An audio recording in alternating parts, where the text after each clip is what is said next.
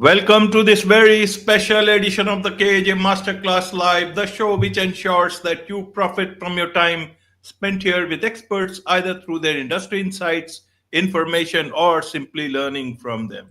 And today we have Jessica L. Morris, and she's an author, spiritual director, and as she says, a huge fan of Jesus. Her most recent book, Higher Power, reaches deep into the soul of, as she says, every reader to excavate the crap that gets in the way of a personal relationship with their higher power. Welcome to the show, Jessica. Thank you. It's great to be here. You are welcome. Welcome to the show. Welcome to India in this online form, Jessica. And I'm sure not just in India, but a lot of people across the globe will benefit from what we are going to talk right now. We will talk with you and understand from you about faith. We'll talk about recovery. We'll talk about transformation. In this backdrop, we'll have a conversation. But before that, let's understand a bit about your journey, your background, so that the audience learns a bit more about who they are listening to. Perfect. I'll try to sum it up very quickly because there's a lot. I was born into a family. I'm the fourth child to a minister, United Methodist minister, which is a Christian ministry. And my mother was a school teacher and my father was a raging alcoholic. And so it was a very odd upbringing in the world of religion. In the Christian religion, Father is God. And so as a child, I just assumed God was just like my father. And so I was really confused because in church, I was hearing these wonderful things about God. And then I was coming home and my father was completely different in our home than he was out in the community. And anyone who's grown up in a family of alcoholism understands that it's a really odd way to grow up. And the good thing about it, though, in a weird, perverse way, is that I never drew away from my spirituality because I could identify with Jesus as the abused son, which is a weird way to look at it, but it always kept me connected. And I knew Jesus understood me. So that's why I always say I'm a huge fan of Jesus, because even when I left the church, when I went to college, I left organized religion. I never became an atheist or agnostic. I always knew that Jesus was on my side. And what happened, though, was that everything that I hated about my father growing up, I actually became. I was also a raging alcoholic. I've been a food addict since the beginning of time. For me, my first memories of childhood are about food. And so it wasn't until I found recovery from those addictions when I was 29 years old and started to do some really intense, as I say, excavation of that crap from my childhood. When I was clean and sober, then it was really able to take form in me, and I was catapulted into another realm sort of existence because I was finally following what I believe God had set out for me to be in my life. There's a lot more to it, but that's basically the path that took me to the place, where I was able to enroll in seminary and get my master's degree for myself to learn the Bible. I didn't go to become a spiritual director or to even become a minister or anything like that. I really just wanted to learn it for myself. And that's where I ran into spiritual direction, which I didn't even know was a thing until I got there. And it's become what my life is today, is writing and helping others find their way in their own relationship with God or higher power, whatever they choose to call it. Absolutely. Thank you for that, Jessica. So I want to understand from you some things that you did not like in your father. You became exactly like that. Why? If you did not like it, I want to understand the mind of what was it? Well, it was a lot of denial, self-denial, in the sense that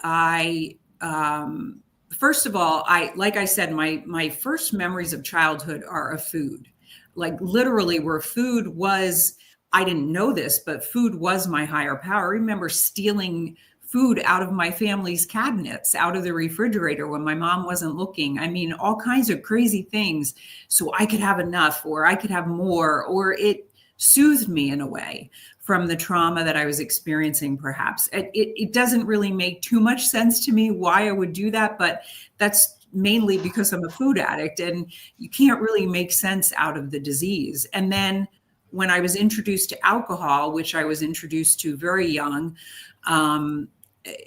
it gave me a sense of well-being that I can't explain.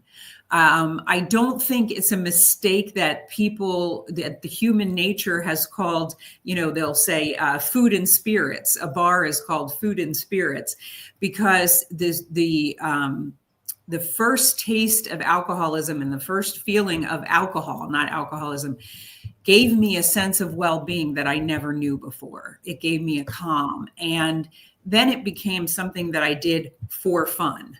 And I wasn't like my father because I was just having a good time. He was a jerk.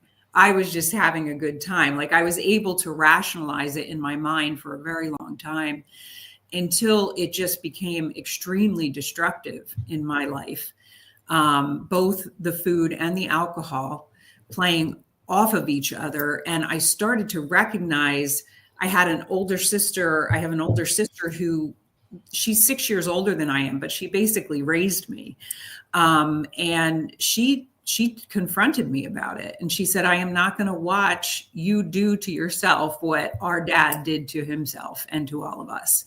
And it took me about another year after she confronted me with that to actually take responsibility for it. But that took a lot of courage for her to do that, because she really was the only one I was connected to in the family anymore. And all my friends kind of dropped away. Like, I came to that place of desperation where I knew something had to change. Because I was suicide. I mean, there were just so many things about it. It was horrible. It was a living hell.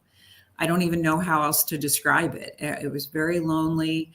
And yet I couldn't stop, you see. And that's the thing about addiction, is that as much as I wanted to stop, as much as I wanted to have a better life, to have people in my life, to find a husband, to have the life I'd always dreamed of, I could not stop doing the things that were self-destructing.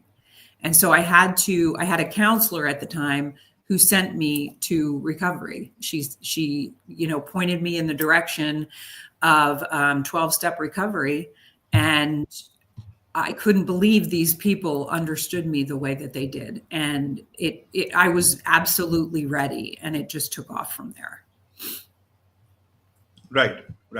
One more question is that, when you almost become in terms of some habits, especially in addiction, did you understand your father better that way, or you totally think that he was a very different person and I am a totally different person? Even some of the things I took of, learn from him are not good. Why? Actually, you know what? I'm so glad you asked that, because my recovery from my addictions and my journey with Jesus and God during and through all that time helped me to understand my father like I never thought that I could.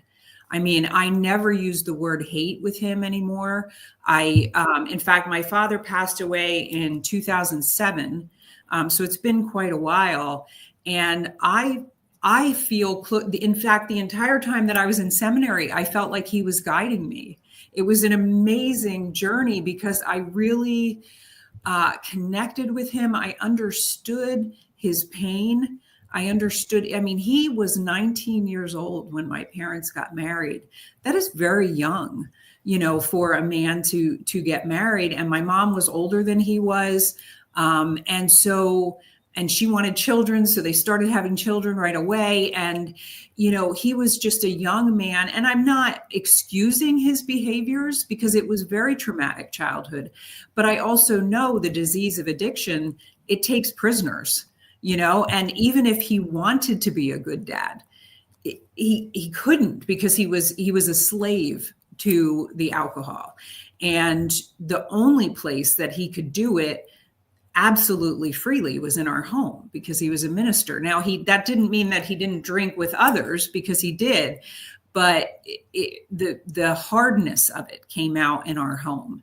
And I get that now, having been then the one acting out in my own addiction. It has helped me to understand him and to forgive him. Forgiveness is probably the greatest gift I've ever experienced, because it just removes all that ick, from inside your soul, and opens up a whole new space for God to come in and change the way I think and behave. Right.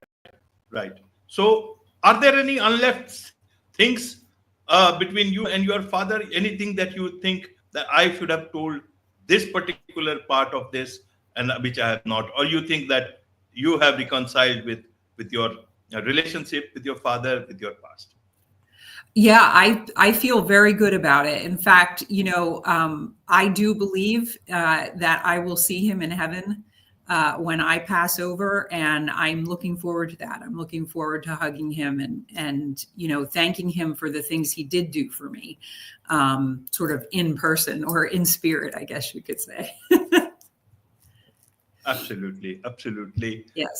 Jessica, why I asked this was, because you talk about loving Jesus, and a huge fan of Jesus, and Jesus, if I understand, I don't know exactly the way you know about things, but once I think that Jesus, the first thing was he forgave everyone. He gave Yes. his life for the sins of others. So that's Yes. why, and that is where those whole concept about not living with things that are that are not good in terms of people. One should move towards their own healing. But I want to understand, when you talk about this freedom from the bondage of self, this is where people get stuck, are not able to understand or move forward. But I want to understand your understanding of this, about the bondage of self. What is this bondage of self? How can people move beyond that prison of their mind? It's, what, that's a great question. It was one of the first things I learned when I walked into recovery, that as long as I am only living for myself, only living for what Jessica wants in the world, only and relying on myself, okay? Because relying on myself, by the age of 29 years old, I was 150 pounds overweight, an absolute disaster in regards to my professional life. And I had no friends. I had no friends, and really hardly anyone in my family really was interested in talking to me. So relying on myself got me to a very lonely and unhealthy place. And so what they teach you in recovery is that you must have a higher power. They don't tell you who your higher power has to be, but they do say that it's got to be a power other than you, something greater than yourself, that you are finally going to rely on and ask for help. And for me, in the beginning, I was so turned off by organized religion and all that kind of stuff that I made the community of people in recovery my higher power, not any one person in particular, but the community of people. So whoever was in the meeting that day, they were going to speak to me for my higher power, that kind of idea. And if I was not in a meeting and I was out and about in the world and something else was going on in my life, I would pick up the phone and I would call somebody before I made a decision. Like I remember one woman saying to me, "Now, Jessica, whenever you have a decision to make, your higher power must be involved in that decision and another person in recovery." And that's where I started to let go of the bondage, the slavery to myself and my selfish desires. And when I got into seminary, and that's where the book comes in, because when I got into seminary and I was starting to learn about eschatology, which is the study of the end times, that used to really scare me. Like when you see apocalyptic movies and read books about Revelation and all the scary, fiery things that are going to happen. As a child and growing up, I was terrified by it because I thought I'm going to be the one who's in the fiery pit. Like I knew myself and I knew that's where I was going to be thrown. I would never be the one taken to heaven with Jesus. I just couldn't see it that way. But when I was learning about how Jesus communicated with people, I recognized that all the time he spoke in parable and metaphor and symbol. And I thought, why do we take so literally these teachings about the end times? Why couldn't it possibly be that when he was talking about his second coming, or when someone was prophesizing about it, that he actually meant, I'm going to come back for you. I'm going to come back specifically for you. This is a personal relationship. So why not a personal second coming?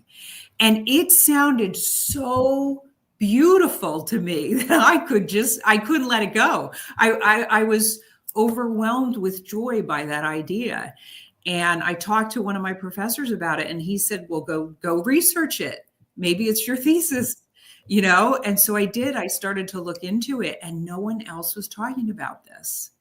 And in it, what I recognized as I was writing my thesis and then writing my book, I recognized that it's not an instead of those other ideas. It's in addition to them, because it's a continual cycle of dying to myself so that I can follow Jesus. Because only he did it perfectly. He was the only one who could ever have done it perfectly. I can do it, and then I'm going to mess up, and then I need to die to that part of me, and I need to ask him again to show me. And it's a continual cycle of that. As long as I'm upright and taking nourishment here on this earth, I'm going to need to continue to make progress in it. I will never be perfect, but I can continue to look to him to show me which parts of me need to be scraped off here, because most people and me at the top of the list, I'm going to go right to, what do I want from this?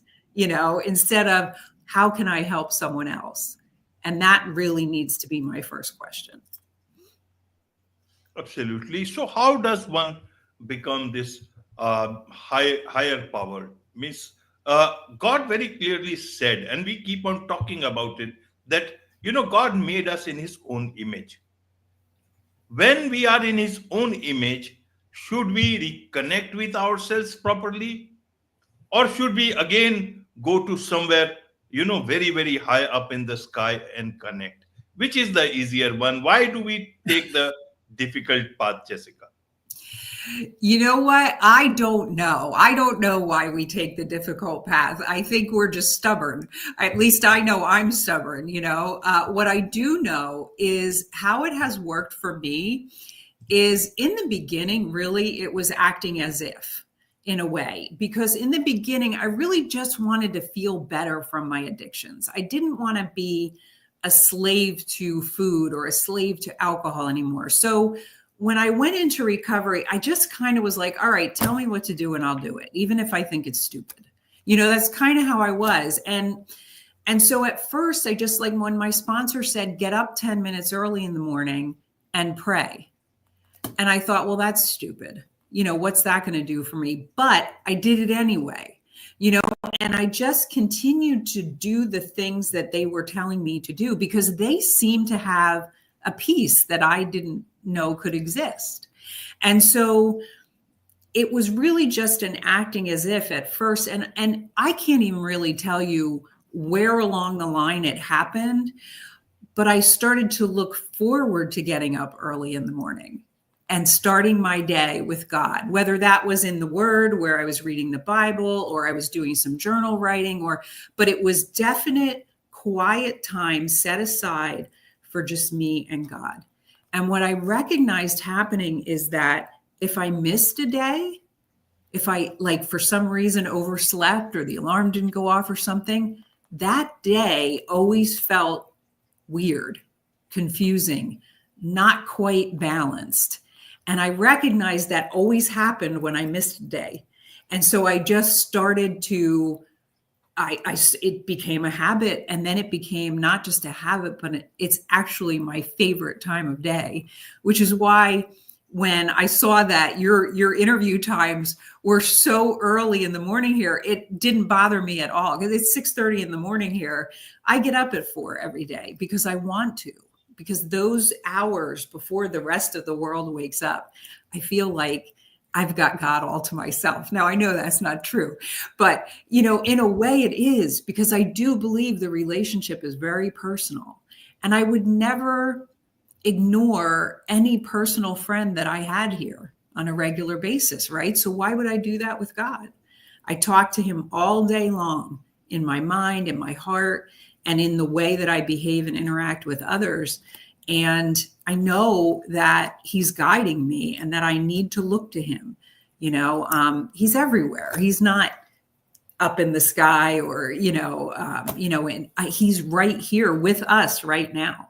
I think guiding this conversation. That's how I look at it. So it's very personal. Absolutely, absolutely, Jessica. So, who is your book for? Becoming higher powered, and what have you dealt in this book? What was the last part of the question I What missed? what are the things that you have talked about in the book? It's, it is for my thesis advisor asked me, what do you want this book to accomplish?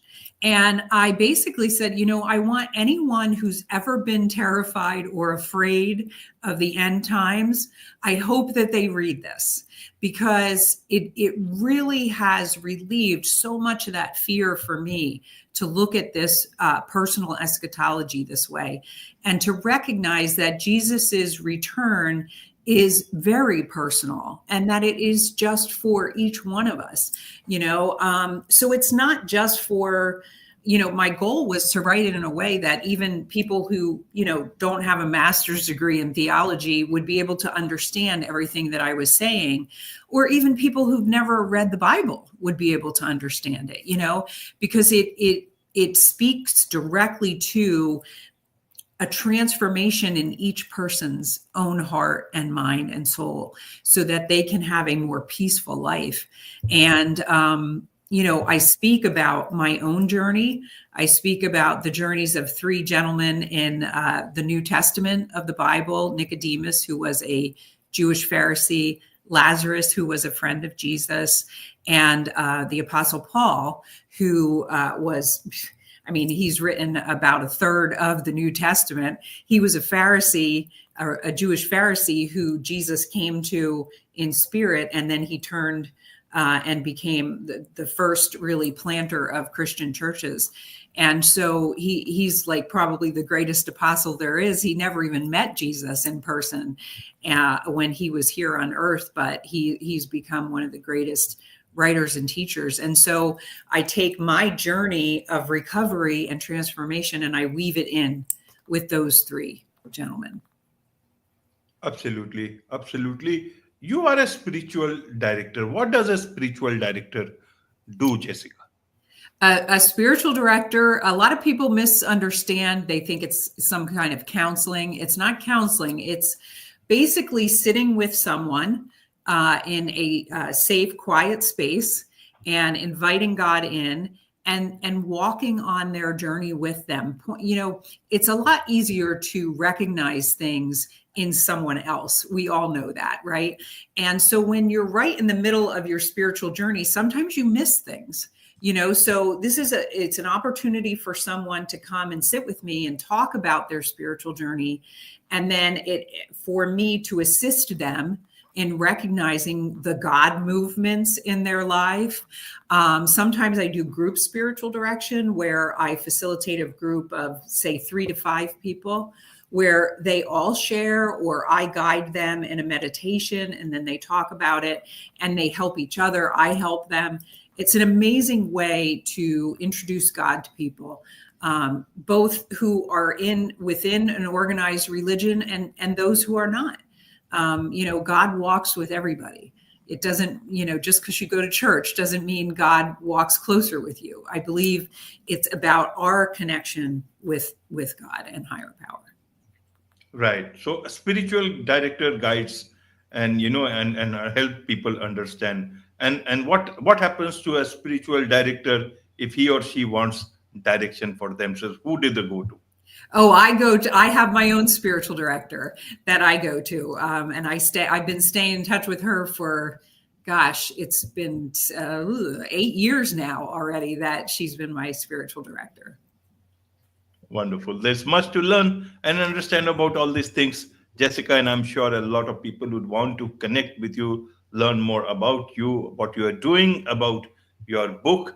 What's the best way for them to do so? You can find both my books. I have 2 books on Amazon, and I also have a website, which is just my name. It's jessicalmorris.com. And both my books are there. I also have a blog there where I also offer other writings that aren't published. And there's information about spiritual direction there as well. Wonderful. With this, it's a wrap on this very special edition of the KJ Masterclass Live. Thank you so much indeed for joining us. Thank you.